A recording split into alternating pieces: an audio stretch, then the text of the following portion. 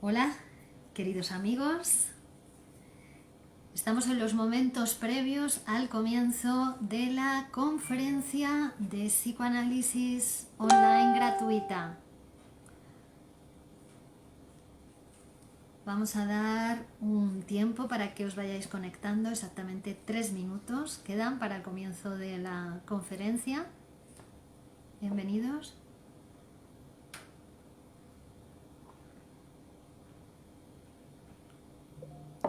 Podéis compartir en vuestro muro de Facebook si lo deseáis.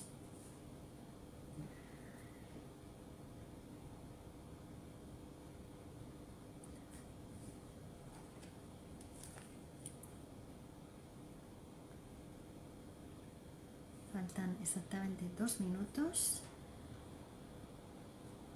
Bienvenidos, bienvenidas.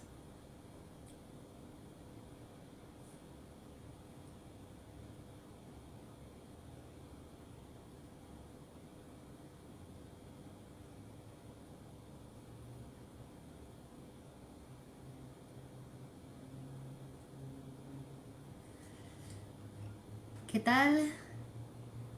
Buenas tardes, noches, Benjamín, Atos Flores, buenas tardes.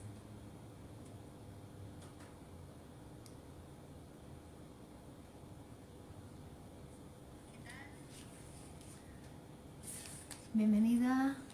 Hola, Sol García, buenas tardes desde Morelia, saluda, buenas tardes, bienvenida Sol. Todos los que os estáis incorporando a esta conferencia, bienvenidos. Arnoldo Reina, buenos días. Virginia desde Guasave, Sinaloa, buenos días Arnoldo. Kepa Ríos, buenas tardes. Hola Kepa, buenas tardes, bienvenido.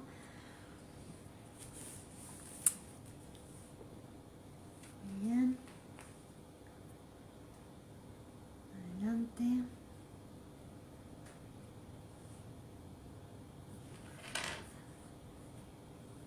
Buenas tardes a todos. Estamos a 1 minuto del comienzo de la conferencia.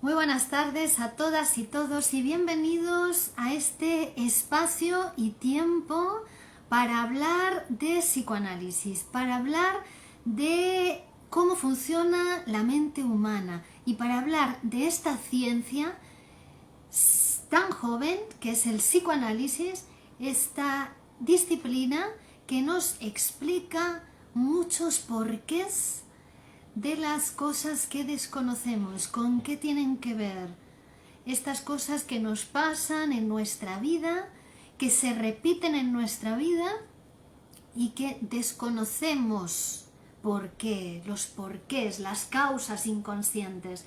El psicoanálisis es esa ciencia que nos va a hablar de lo inconsciente. En concreto, el objeto de estudio del psicoanálisis es el inconsciente reprimido, un inconsciente, un objeto de estudio muy particular, con una materialidad muy específica que requiere de la aplicación de un método científico que es la interpretación-construcción y de una técnica que es la asociación libre en transferencia.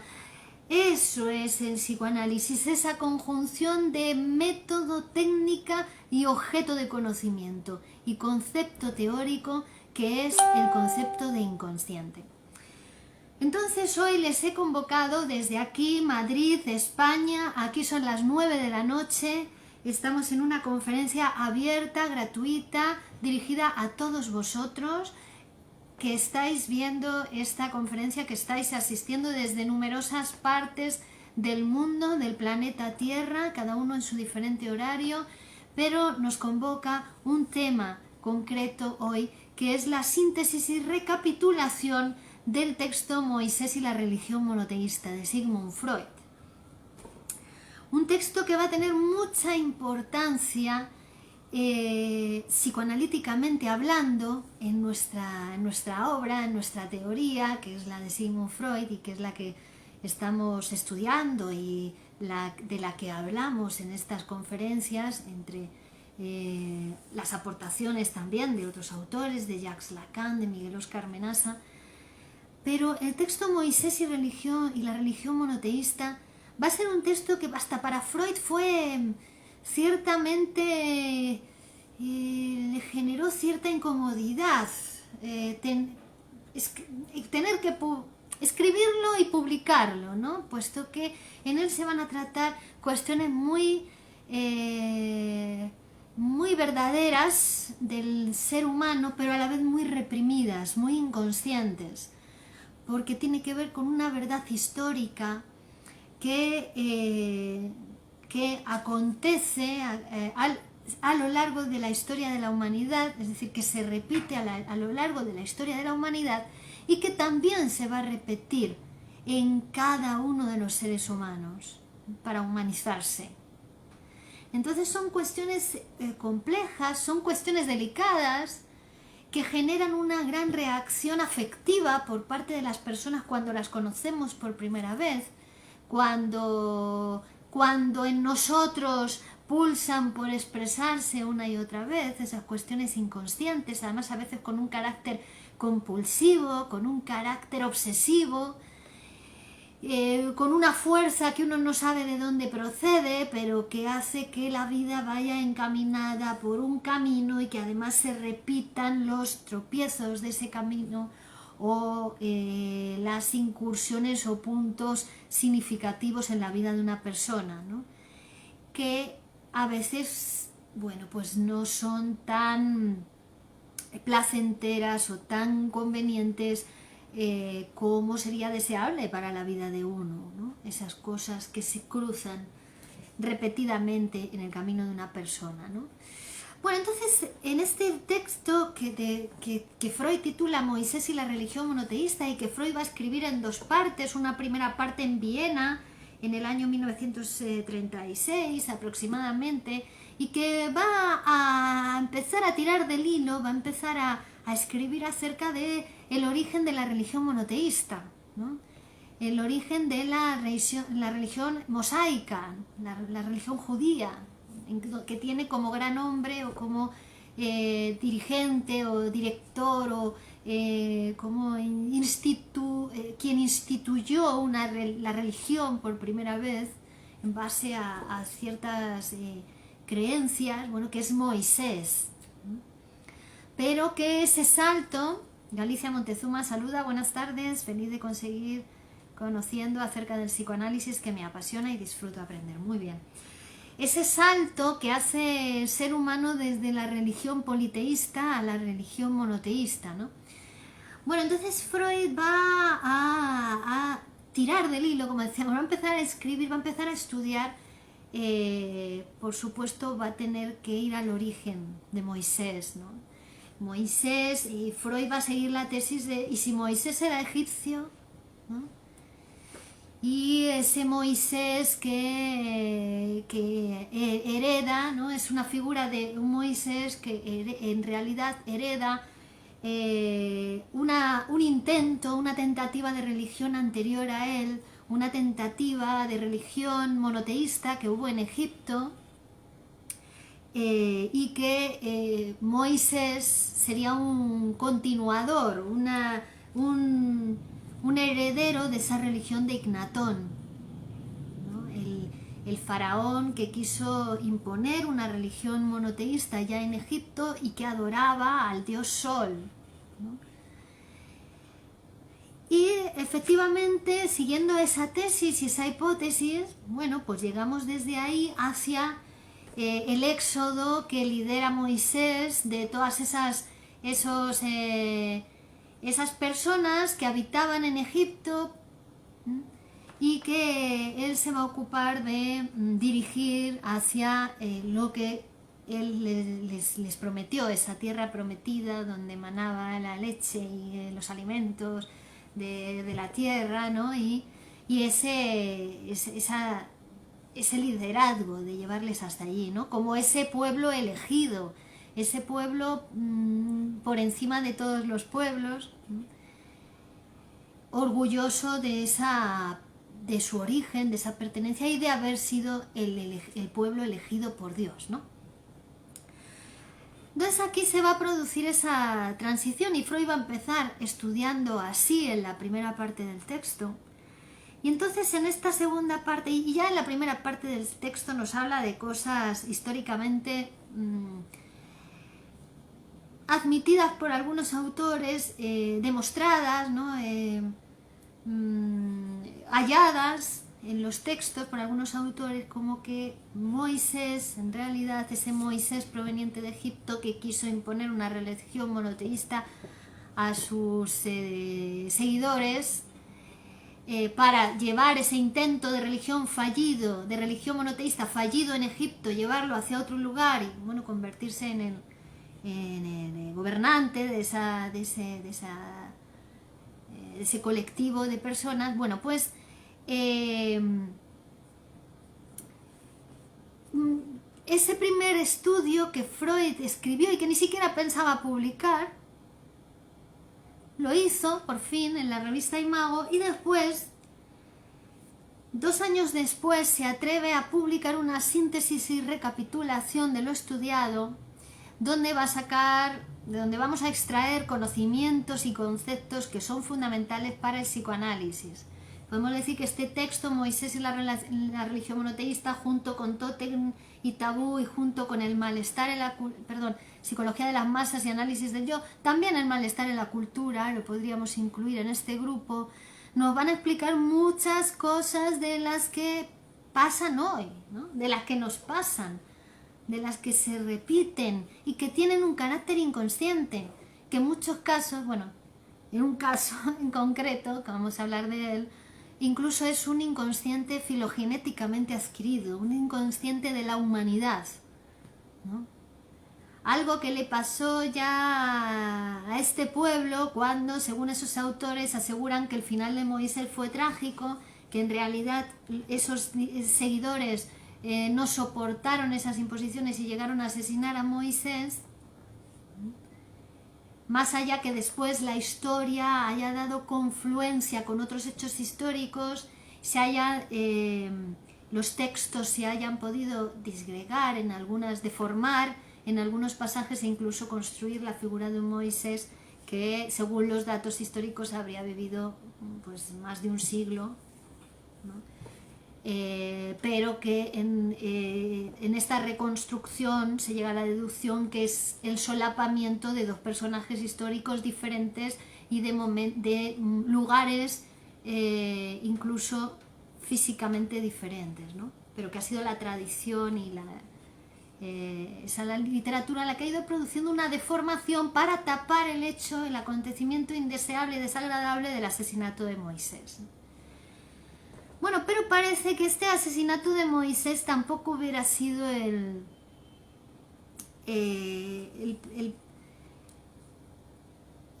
que se va a repetir posteriormente a lo largo de la historia de la humanidad, ese hecho del asesinato del gran hombre, ¿no? Del asesinato del padre, sino que se va a seguir repitiendo a través de la historia de la humanidad con una fuerza que puede provenir solamente de lo reprimido. Y Freud dice que esta cuestión, pues por supuesto, no se atrevía ni siquiera a publicarla, pero es cuando Austria es invadida por el ejército alemán y Freud tiene que trasladarse a Inglaterra, cuando se atreve a publicar esta parte, síntesis y recapitulación, donde se van a hablar de esas cuestiones tan sensibles para todo ser humano, por ser inconsciente, por tener esa fuerza de compulsión a la repetición que tiene lo reprimido y por suponer en los seres humanos, incluso a nivel social, una fuerte repulsa, ¿no? Porque produce una respuesta afectiva, ¿no? Frente a estas cuestiones de las que vamos a hablar. Entonces ya les advierto que vamos a hablar de temas delicados para el ser humano y como así se han ido demostrando, pero Freud aún así prefirió publicar estas cuestiones porque dice que cuando uno no publica estas cosas, estos descubrimientos tan importantes, bueno, pues se le presentan como un alma en pena una y otra vez, ¿no? Y aunque también resulte extraño para él, puesto que él es el que más tuvo que separarse de sus afectos e incluso era su propia religión, la religión judía, ¿no? De la que iba a hablar y que iba a desgranar acerca de su origen y acerca de sus preceptos, de dónde proviene esa fuerza de sus preceptos, acerca de dónde proviene esa resignación del pueblo judío a pesar de todas las desgracias acontecidas a lo largo de la historia y que cada vez, sin embargo, es más exigente consigo mismo y con el cumplimiento de sus preceptos y la devoción a su Dios, ¿no? Todas estas cuestiones, bueno, pues van a ser estudiadas en este texto que recomiendo a todo el mundo, por supuesto, su lectura. El gran hombre, pues ese gran hombre es al que uno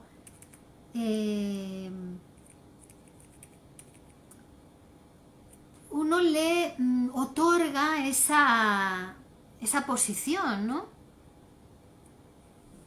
Un pueblo le otorga, le da esa categoría, es una atribución de un pueblo, pero ¿cómo puede, se pregunta Freud, un solo hombre determinar el pueblo o el destino de un pueblo durante milenios de manera tan eficaz como Moisés, ¿no? Que todavía sigue bueno, pues siendo ese padre, ese tutor de la religión mosaica, que de hecho adquiere su nombre de él, ¿no? No es una hipótesis, no es una regresión a aquella forma de pensar que engendró héroes, mitos, crónicas de ciertos personajes, monarcas, conquistadores.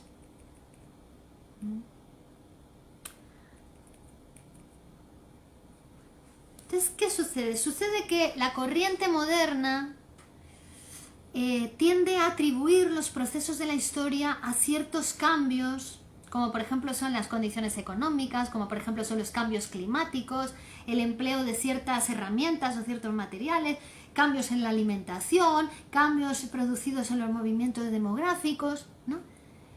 Son los que se suelen considerar como los que van produciendo los cambios en la historia de la humanidad, ¿no? Y no le asigna a un sujeto, a un individuo, un papel más importante que el de individuo aislado, que es el que ha representado una tendencia colectiva. Eso es el panorama moderno, digamos, del estudio, claro, diferente a la lectura psicoanalítica que va a hacer de la transformación de los hechos sociales. Además dice, esto sumado a que al ser humano, a las personas, a nosotros, a los hombres, a las mujeres, que estáis viendo esto, ¿no? Tenemos una tendencia, nuestro aparato psíquico tiene una tendencia a que cuando suceden cosas en nuestra realidad exterior, a buscarle explicación causal. Entonces, nuestra imperiosa necesidad de encontrar explicaciones causales, conexiones causales a las cosas que nos pasan en nuestra vida, hacen que encontremos la primera causa demostrable que nos sirva para explicar eso, bueno, pues la aceptamos. Y entonces lo que hacemos es que eliminamos cualquier otra cosa que pueda suponer una contradicción, ¿no? a esa explicación que nosotros nos hemos dado, pues la eliminamos. Nuestro aparato psíquico tiene ese don de quedarse conforme con una simplicidad, una simplificación ilusoria de la realidad. Porque en la realidad exterior dice no sucede tal cosa. Los acontecimientos, los fenómenos están sobredeterminados. No pasan por una causa perceptible que nosotros atribuimos, están sobredeterminados y hay causas de múltiple determinación y sobredeterminación, causas convergentes que hacen que acontezca un hecho histórico. O tanto en la historia a nivel social como la historia individual de un sujeto. ¿Vale? Pero claro, esa insuperable complejidad que tiene la realidad exterior intimida al sujeto psíquico, ¿no? Y entonces nuestro conocimiento opta por un nexo, por una explicación y renuncia a todo lo demás. A veces incluso establece conexiones inexistentes, se las inventa, las construye el aparato psíquico, o toma el material de un lugar y llena un agujero que le queda para explicar con ese material, ¿no? Debido a que destruye relaciones más amplias que se dan en la realidad exterior, más complejas. Bueno, y esto también decirlo porque el psicoanálisis nos ofrece un instrumento de lectura de la realidad muy importante y muy potente, que pueden aplicar ustedes a la lectura de la realidad social, actual, mundial, o a la lectura de su realidad psíquica, ¿no? Si acceden a la utilización de ese instrumento, van a poder leer tanto la realidad material, social, como su propia realidad psíquica, poder interpretarla con un instrumento científico, no como uno la siente o la percibe o la ve, ¿no? O se emociona o se impacta con esa realidad, sino como con la utilización de un instrumento científico, ¿no? Pueden leer esa realidad. Más es como si te pusieras bajo la lente del microscopio del psicoanálisis, ¿no? Que va a ir analizando, fragmentando esa realidad psíquica, permitiendo, como todo análisis, ¿no? Ir llegando a las unidades fundamentales, a las partículas más elementales de esa realidad psíquica en nosotros. ¿Y cómo lo hace esto? Por interpretación, ¿no? Porque estamos hablando de una realidad inconsciente, reprimida, estamos hablando de lo reprimido, tanto a nivel individual del sujeto psíquico como a nivel social.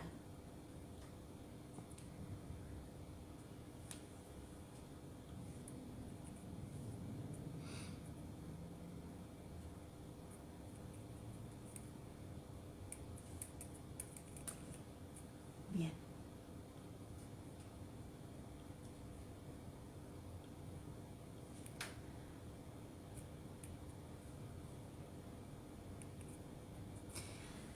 Entonces, en el caso del monoteísmo, parece que la figura de este gran hombre, Moisés, tuvo mucho que ver, mucha importancia, un factor de una gran influencia para la producción de esa religión monoteísta.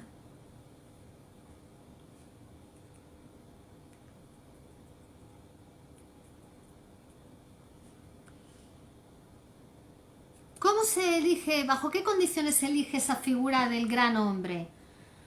La belleza física, la fuerza muscular, no dan a un hombre el título de gran hombre. Debe ser la calidad espiritual, en todo caso, o que posea ciertos dones psíquicos o intelectuales. Hola Temo, buenas noches. Hola Trejo Rosana, Argentina, buenas noches. Tampoco llamaríamos gran hombre a alguien que tenga extraordinaria capacidad, por ejemplo, en un terreno específico como el ajedrez, o un virtuoso de la música, o un extraordinario artista, o un investigador.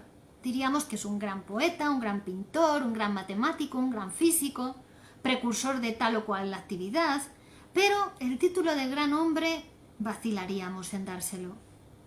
Sin embargo, a Goethe, a Leonardo da Vinci o a Beethoven, no dudamos en llamarles grandes hombres. Es decir, nos anima algo más que la admiración de sus grandes creaciones. Si no estuvieran estos grandes hombres, si los tuviéramos de ejemplos, pues llegaríamos a pensar que el calificativo de gran hombre está reservado a los hombres de acción, a los conquistadores, a los jefes, a los militares, a los gobernantes. Sin embargo, también encontramos casos de personajes indignos que han tenido gran repercusión sobre sus contemporáneos y sus descendientes y que no han sido grandes hombres. o el caso de grandes hombres que en vez de alcanzar el éxito distintivo de esa grandeza cayeron en desgracia.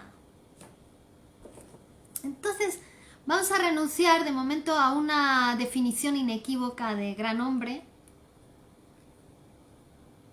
y vamos a aplicarla, este calificativo de gran hombre, para denotar el desarrollo desmesurado de ciertas cualidades humanas.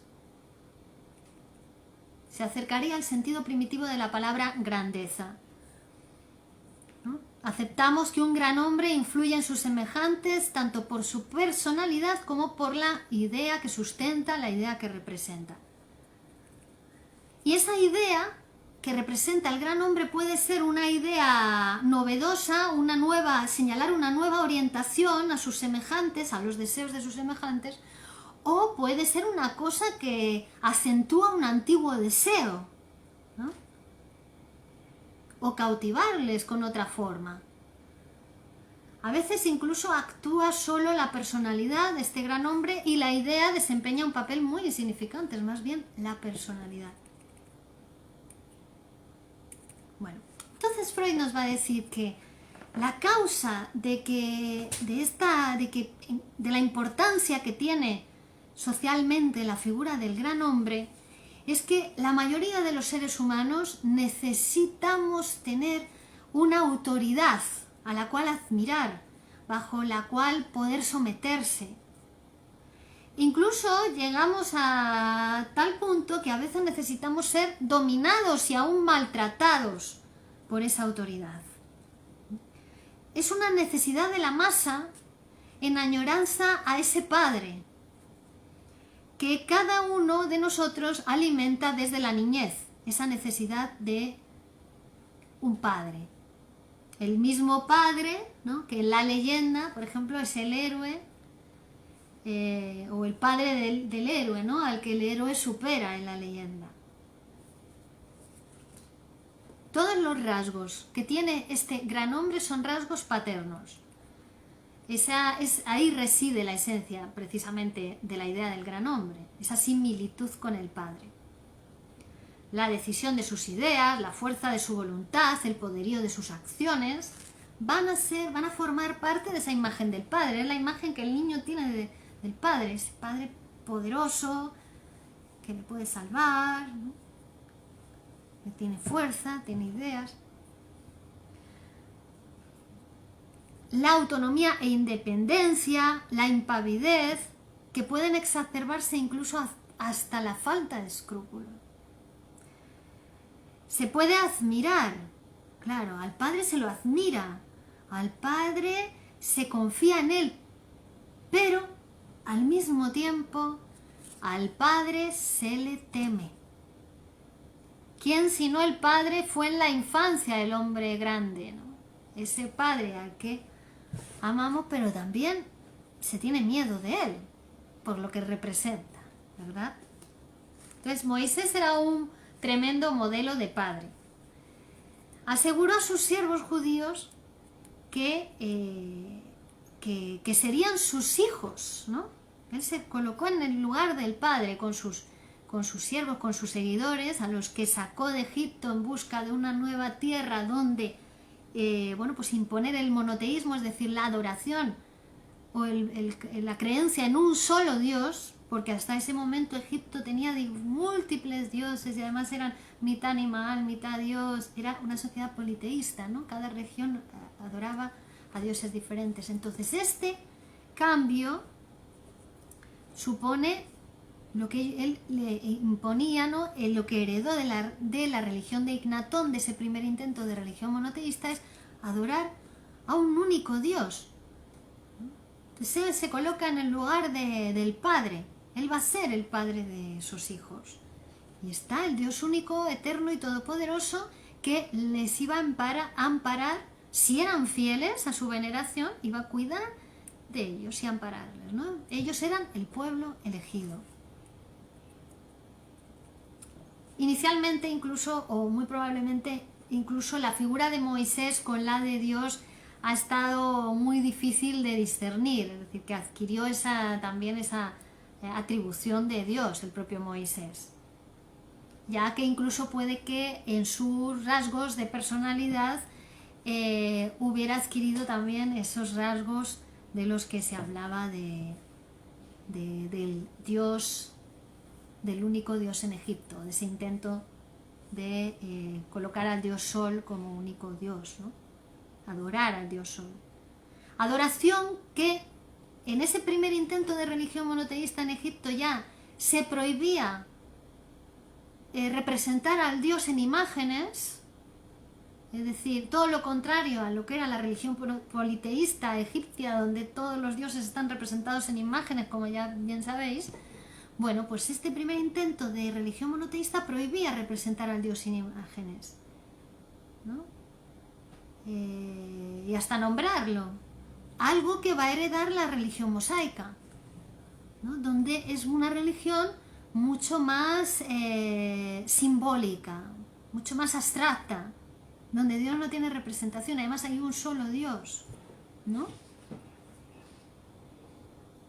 Porque ese paso de la religión politeísta a la religión monoteísta va a dar lugar también, va a ser un paso muy importante para la humanidad, para la producción de la humanización en nosotros. Vamos, que es un paso que tenemos que dar todos nosotros para humanizarnos. El paso de lo perceptual, de los procesos psíquicos más bajos en el aparato psíquico, más primario, que es la percepción, a lo intelectual, a lo abstracto, a lo simbólico. Es un paso que va a tener que dar el ser humano a nivel individual en su ontogénesis, pero que también ha sido un paso que ha tenido que dar la humanidad en su filogénesis. Y para llegar a ello, pues ha tenido que ir produciéndolo tanto en su organización psíquica como en su organización social. ¿Y por qué digo esto? Bueno, pues porque la primera organización social de la que parece ser provenimos, la especie humana, la describe Darwin y es la horda primitiva. O sea, inicialmente, primitivamente, el ser humano estaba organizado, socialmente estructurado en hordas. Hordas donde había un macho dominante de esa horda, es decir, era el macho que tenía el control y el acceso a todos los recursos, a todas las mujeres, mandaba sobre todos los hombres, tenía la capacidad de matar o asesinar a aquel que no cumpliera sus deseos, ¿no? Incluso a sus propios hijos. Y él tenía acceso a todas las mujeres de la horda, hijas, a todas, ¿no? Esa sería la primera organización social de la que parte el hombre, ¿no? Pero de ahí va a tener que va a ir transformándose la historia de la humanidad, ¿no? Va transformándose también la organización social de la humanidad, pasando por transiciones de la horda primitiva al totemismo, del totemismo a la religión politeísta y de la religión politeísta a la religión monoteísta. Y eso le va dando al ser humano avances psíquicos, ¿no? Construcción de su psiquismo hasta llegar a ser el ser humano hablante con un aparato psíquico complejo, un aparato psíquico donde también hay representación de ese Dios interiorizada en el aparato psíquico y representada en esa región del psiquismo que conocemos como superyo, que es el heredero del complejo de Edipo, que es la introyección de las figuras parentales, pero no solamente de los padres, ¿no? Que obviamente son los que dejan una mayor impresión en esa placa sensible virgen que es el niño, psíquicamente hablando. Entonces esas primeras relaciones con los padres van a dejar esa huella internalizada que es el superyo. pero después también otras figuras de autoridad que vienen a ser subrogados del padre, como por ejemplo el maestro, o por ejemplo el juez, o por ejemplo Dios, también van a conformar esa estructura, región del aparato psíquico denominada superyo.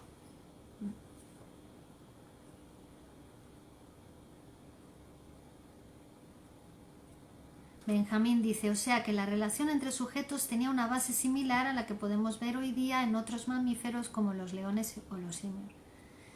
Sí, era una base todavía no sin pactos entre los humanos, ¿no? Primitiva, muy primitiva. Pero una cosa muy interesante que nos muestra el psicoanálisis en su manera de abordar, de interpretar y de leer la realidad, es que eso no desaparece en nosotros. Que eso que primitivamente aconteció en el ser humano tan importante, se repite en nosotros. Que lo adquirimos filogenéticamente por herencia, y más bien lo que sucede es que se activa en nuestra vida algo que hemos adquirido. Es decir, que todos pasamos por el complejo de Edipo, que todos vamos a pasar por esto que voy a explicar ahora, ¿no? Que tiene una conexión muy íntima, que no podemos separar lo que es el sujeto social y el sujeto psíquico, porque no hay sujeto psíquico si no es social, no hay sujeto psíquico si no acepta la ley, si no acepta que vive entre otros humanos, si no acepta que hay cosas que no se pueden, si no acepta la interdicción del incesto, si no acepta la interdicción del canibalismo, si no acepta la interdicción de la agresión hacia los otros, ¿no? Ahí tampoco hay sujeto psíquico, ¿no? Que hay determinados preceptos que si son tan fuertes en nosotros, en el cumplimiento, para humanizarnos, es porque al mismo tiempo son cuestiones que el hombre desea con una fuerza tan grande que solamente esa fuerza puede provenir de lo reprimido, porque está reprimido, ¿no? Retorna, lo reprimido retorna, ¿no? Porque el retorno de lo reprimido provendría, ¿no? Lo que está reprimido está en el ello del aparato psíquico, ¿no? Esas pasiones infantiles que nacieron inicialmente frente a los progenitores, frente al padre y la madre, y que después, por ley de interdicción del incesto, se tuvo que renunciar a ellos, ¿no? Y no solamente pasiones amorosas, también pasiones hostiles, también deseo de matar, eso retorna. Pero también retorna porque fue un hecho acontecido históricamente, hay una verdad histórica en eso, que históricamente también esos hijos del protopadre que estaban sojuzgados por el protopadre, que eran castigados si accedían a alguna mujer de la horda, que eran asesinados, se rebelan contra el padre, se unen para matarlo, lo asesinan, como también sus seguidores asesinaron a Moisés, pero ya lo de Moisés ya era una repetición. ¿Pero por qué lo asesinan? Porque no quieren aceptar esa ley, ¿no? Pero sucede que cuando lo hacen, después cada uno de esos de los hijos o los hermanos o los miembros de la horda quiere ocupar la posición del padre. Entonces se coloca otra vez ahí, quiere gozar de los mismos privilegios, hasta que otra vez el grupo se une para matarlo, para quitarlo. Entonces se coloca otro, y así, ¿no?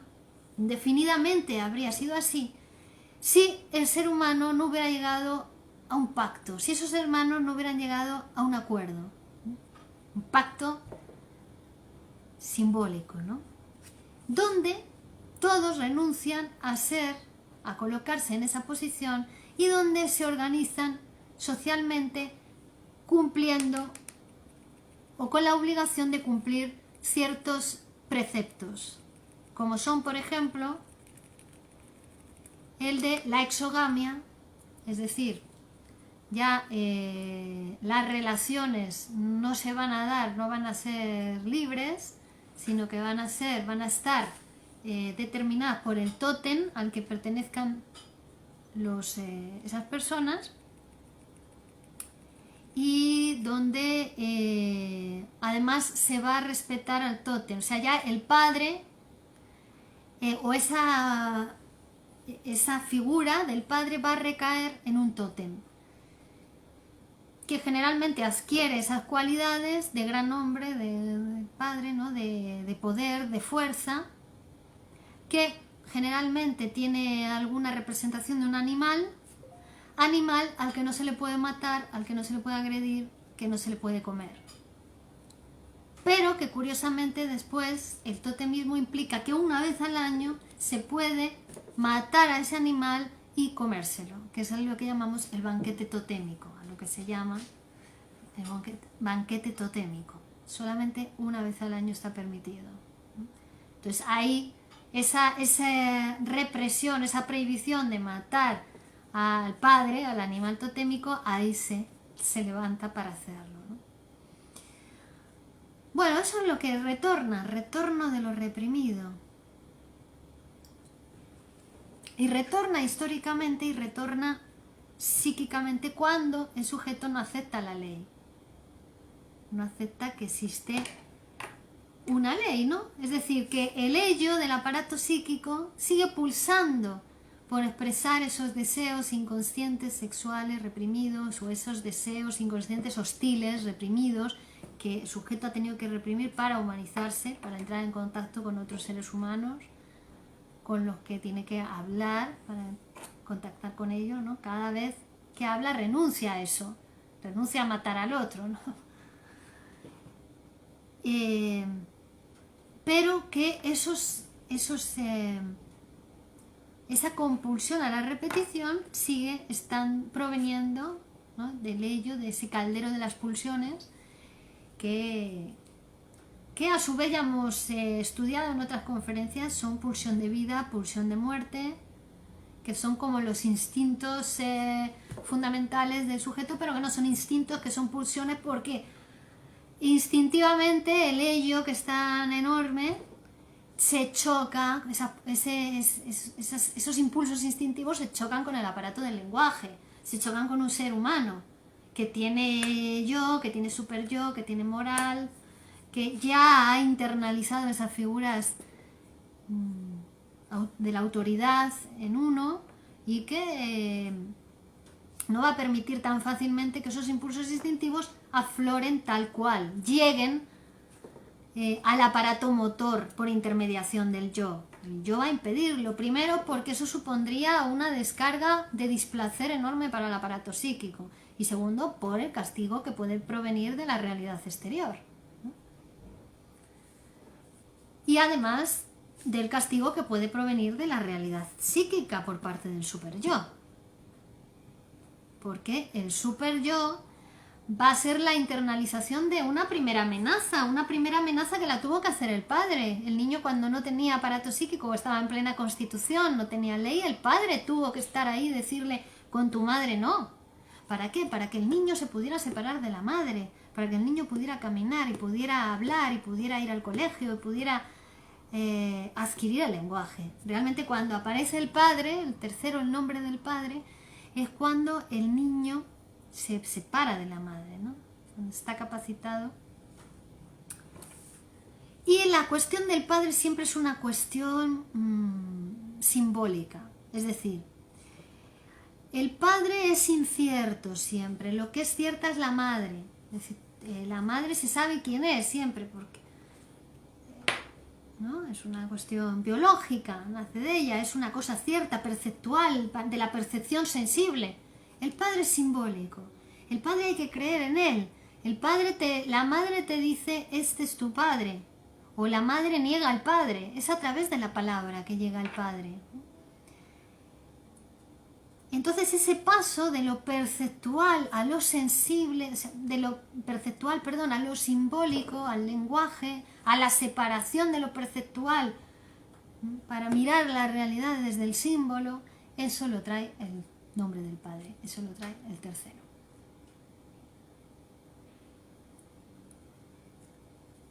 Y este punto sería el más antiguo de nuestra historia humana donde se estructura la sociedad. ¿Te refieres a la horda primitiva o al punto actual?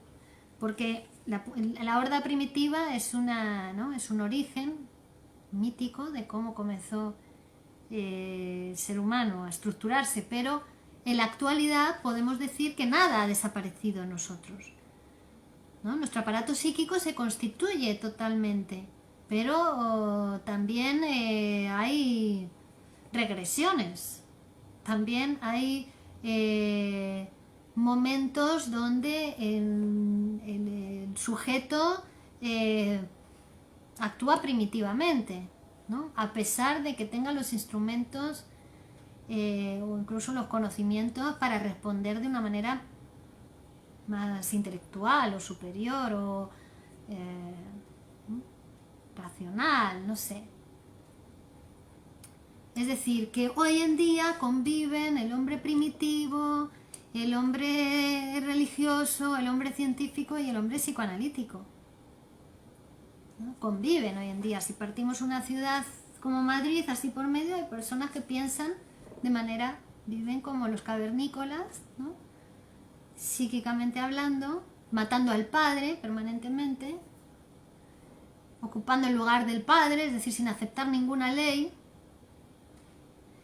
Y hay personas que viven en el siglo XXV.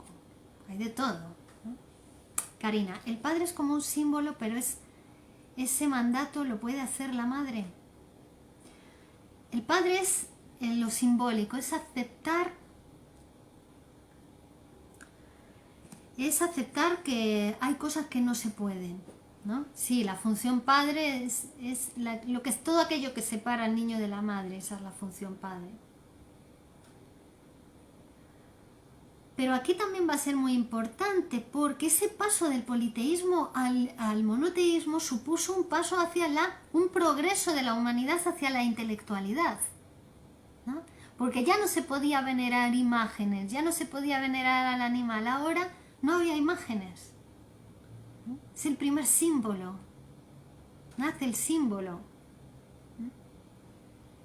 Es una cosa de creer en ese símbolo, de acceder a ese símbolo. Nace el universo de lo simbólico, la intelectualidad, la racionalidad, las funciones superiores en el ser humano. Después la ciencia va a traer el siguiente símbolo, va a traer el número, pero el número ya es el símbolo, el primer símbolo que produce el ser humano diferente a Dios. Ya no solamente se va a relacionar con Dios como algo simbólico, sino que ahora también se puede relacionar con el número racional, con el símbolo, otro símbolo. Bueno, pero también para el sujeto psíquico que viene a psicoanalizarse y que se tumba en el diván, tiene que hacer ese viaje, pasar de lo perceptual, de lo que percibe, creerse la realidad que ve, que generalmente es lo que pasa cuando uno no se psicoanaliza, cree en lo que ve, cree en lo que siente, cree en sus emociones, cree en sus delirios, cree en lo que oye. Eso es lo que generalmente pasa, y cuando uno se tumba en el diván y empieza a psicoanalizarse, pues ahí nace la interpretación, ¿no? Nace lo simbólico, nace otra historia de su vida, otra historia diferente a la que él o ella creía verdad y creía además, y además era una verdad nefasta porque lo llevó a tumbarse en el diván porque no la soportaba su verdad, ¿no? Le hacía sufrir. Entonces ahora en el análisis se va a construir por interpretación otra historia.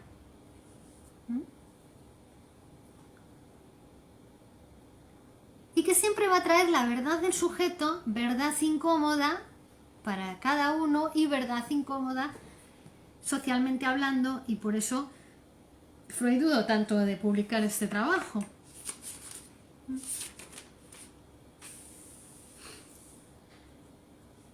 Bueno, entonces el ser humano, eso que aconteció que se reprimió porque no se quiso, ¿no? La religión monoteísta no aceptó eso de que había matado a Moisés, ¿no? Deformó para ocultar que se había asesinado a Moisés. Entonces, eso supuso que haya recaído sobre el pueblo judío, dice, una cosa de culpabilidad con la que ha soportado estoicamente todas esas desgracias que le han ido aconteciendo a lo largo de su historia, y a pesar de ello, con la convicción, con el orgullo, con el sentimiento de superioridad que tiene el pueblo judío, ¿no?, frente a otros pueblos, como que es el pueblo elegido de Dios.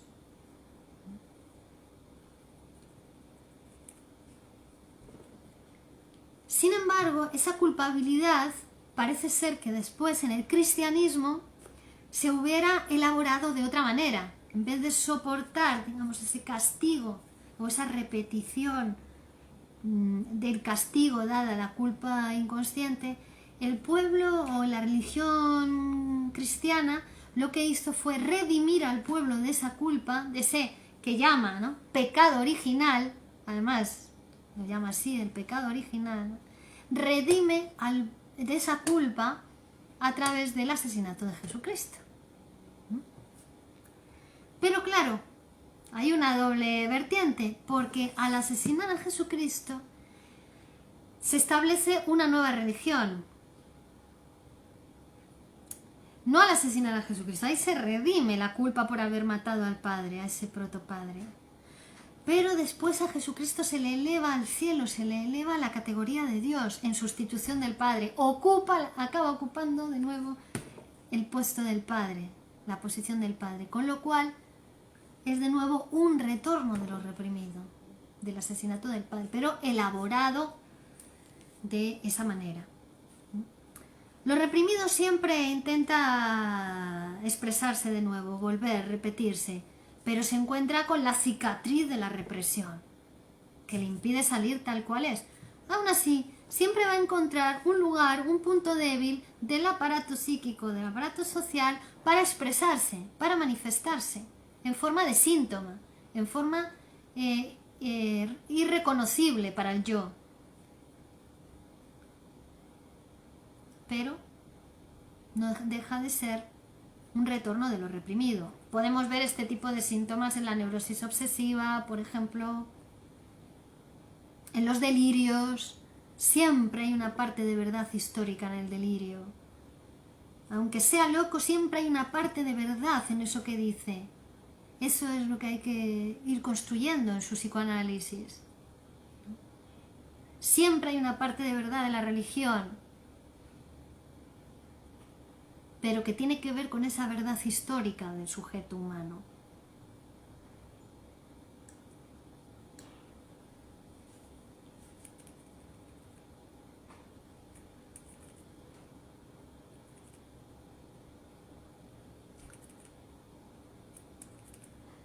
Bueno, y entonces esa renuncia a los instintos, esa renuncia a esa parte más pulsional, ¿no?, instintual en nosotros, esa tendencia sexuales, agresivas hacia los otros, a los que tenemos que renunciar para humanizarnos,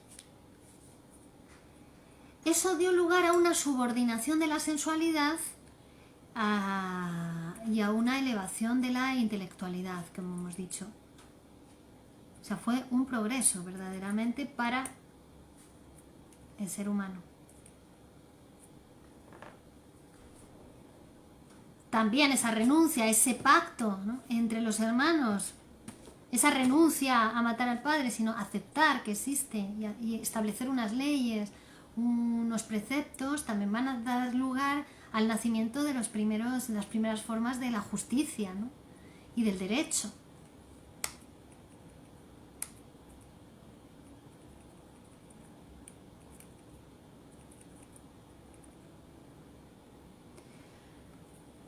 El precepto de la exogamia y su expresión negativa, que sería el horror al incesto,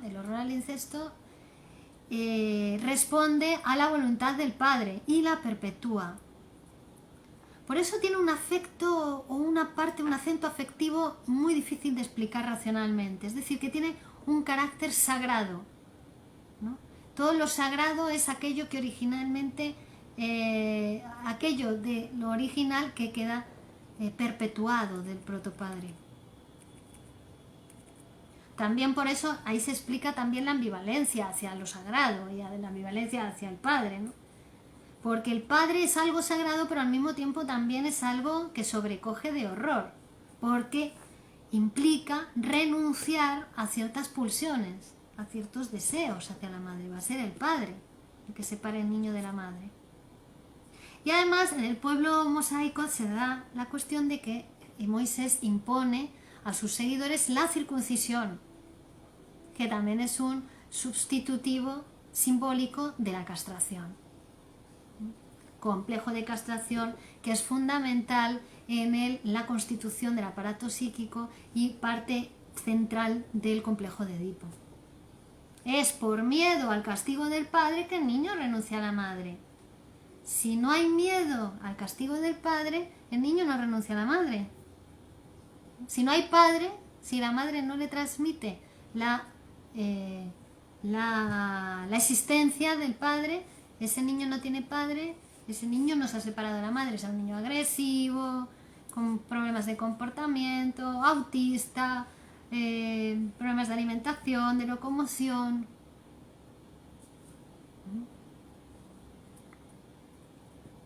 Es muy importante lo simbólico en el aparato psíquico, va a dar un orden al aparato y al funcionamiento mental. Por eso decimos en muchas ocasiones que el paciente en análisis lo que hace es construirse un padre, que si usted no ha tenido padre, en su psicoanálisis se puede construir ese padre.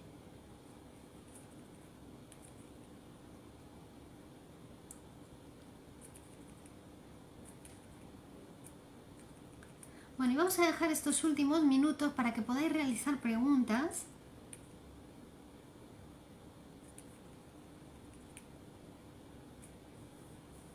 Sobre este tema tan complejo como veis, porque va a ser un punto de conexión fundamental entre lo psíquico y lo social.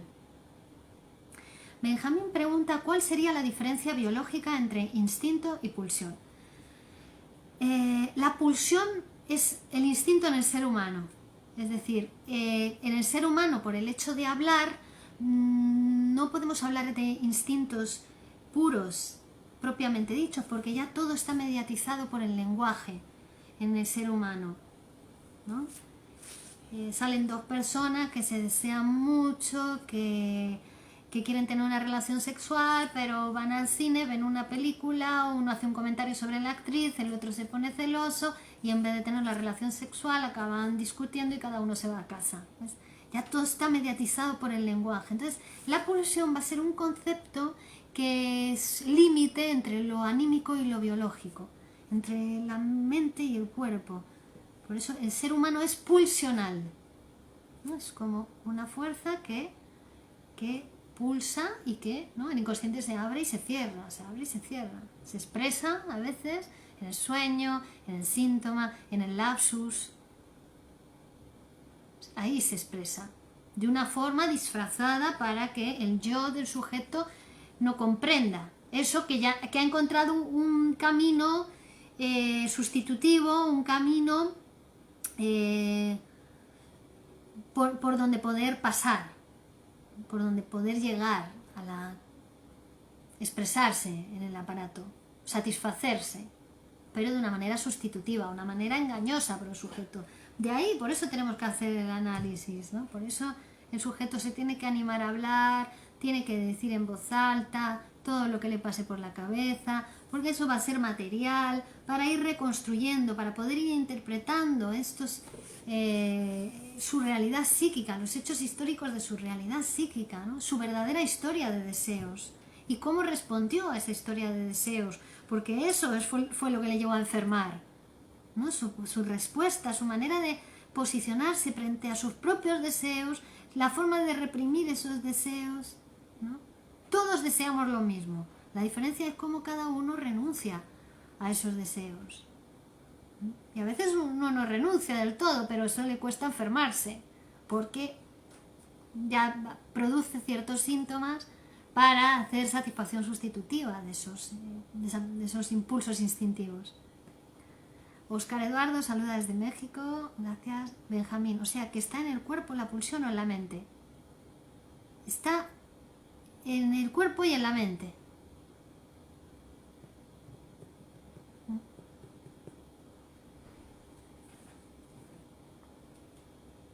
Pulsión de vida. Pulsión de vida es una fuerza que te lleva a unirte a otros seres humanos, cada vez unidades mayores, ¿no?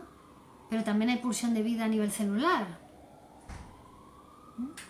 Y pulsión de muerte es la que lleva a separarte de los otros humanos, a alejarte, a puntuar una relación, a puntuar una clase, a puntuar, ¿no?, el límite, punto. Eso es pulsión de muerte, es silenciosa, es muda, pero viene a poner un punto. Silencio. Y eso también se produce a nivel celular, no solamente en las relaciones interpersonales, se produce en el cuerpo también. También hay pulsión de muerte en los procesos biológicos, hay pulsión de vida en los procesos biológicos. De hecho, la pulsión de muerte es esa tendencia que nos lleva otra vez a lo inorgánico, es esa tendencia de volver a lo inorgánico, de volver a la materia inanimada, o la tendencia a la agresión y a la destrucción dirigida hacia el exterior o hacia el interior del propio sujeto. Pulsión de muerte. Y pulsión de vida, pues todo aquello que te va complicando el camino para llegar a la muerte, es decir, va alargando la vida, en esa tendencia que hay en el sujeto humano a volver a lo inorgánico. Y esto es una de las cosas también más o peor toleradas del psicoanálisis, ¿no?, que nos habla de la pulsión de muerte, que nos habla de la tendencia a repetir algo que viene del futuro, más bien, que no es que venga del pasado. Lo que se repite es la vuelta a lo inorgánico, ¿no?, el fin último, que es la muerte del sujeto. La pulsión de vida, eros, sexualidad, sí, pero también pulsión de muerte, agresión, hostilidad. Somos eso, el ser humano. Todo pasado por el lenguaje. Y cómo cada uno se posiciona en el lenguaje, teniendo en cuenta que es un sujeto pulsional. También se relaciona con el lenguaje siendo como, ¿no?, con la pulsión. Nuestro cuerpo está hecho de palabras, se llega a decir. Benjamín Atos dice, entonces todas las células se rigen por la pulsión de vida y la pulsión de muerte. Toda la vida se rige por la pulsión de vida y pulsión de muerte. ¿Cómo se combinan las dos? Porque siempre van combinadas y además las dos son necesarias para la vida. Porque si el niño se quedase todo siempre unido a la madre, se moriría, se asfixiaría. Necesita que el padre los separe. Pero también si un hombre y una mujer se dan un beso eterno y no se separan, se asfixian. Es necesaria la unión y la separación. Y eso va a regir toda nuestra vida. Pulsión de vida y pulsión de muerte, cuando trabajan juntas, alargan la vida. Incluidas las células vegetales. Las células vegetales, no sé, te puedo hablar de los organismos unicelulares, ¿no?, la ameba, por ejemplo, que no son sexuales, no se reproducen por sexuación, se reproducen por partición, esciparidad, ¿no? Entonces de uno sale dos, y de otro sale dos, y de otro sale dos, pero no son sexuales, no mueren. Nosotros nos reproducimos por sexuación porque somos sujetos mortales. Entonces hace falta de nuevo esa unión de un macho y una hembra, el acoplamiento de las bestias para que la especie perdure. Y para esa unión también hace falta pulsión de vida y pulsión de muerte. Y de hecho, esos seres que se unen, hay parte de ellos, podríamos decir, materia orgánica inmortal, que serían las células germinales, ¿no?, espermatozoide, lo que son los que continúan, digamos, la carrera de la vida, y otras células que mueren. El resto del soma, el resto del cuerpo de esa persona muere. Rigen la vida, ¿no?, de un sujeto, pulsión de vida y pulsión de muerte. Y también a nivel social, ¿no?, podríamos pensarlo.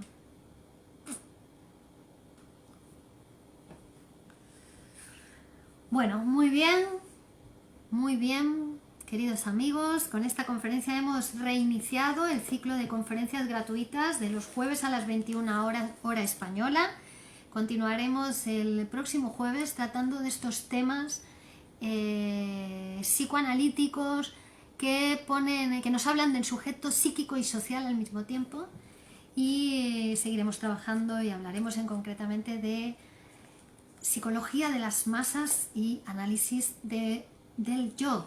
Les espero el próximo jueves aquí en este espacio de psicoanálisis, espacio y tiempo para hablar del psicoanálisis y de la salud mental con Virginia Valdominos, psicóloga y psicoanalista de la Escuela de Psicoanálisis Grupo Cero, y a vuestra disposición si queréis comenzar vuestro psicoanálisis. Podéis contactar directamente conmigo a través de Facebook, a través de YouTube para todas las personas que vais a ver esta conferencia en diferido, y también a través de mi página web www.virginiavaldominos.com. Y si queréis realizar preguntas a lo largo de la semana podéis dejarlas aquí en el vídeo y también en el canal de YouTube, al que os invito a todos a suscribiros, puesto que vais a encontrar muchos cursos y vídeos psicoanalíticos muy interesantes. Gracias a todos y buenas tardes, Virginia. Muy didácticas tus clases. La sociedad actual atravesada por una pandemia, se observa en general respuestas de negación o proyección ante esta amenaza. Sí. ¿Qué opinión le merece?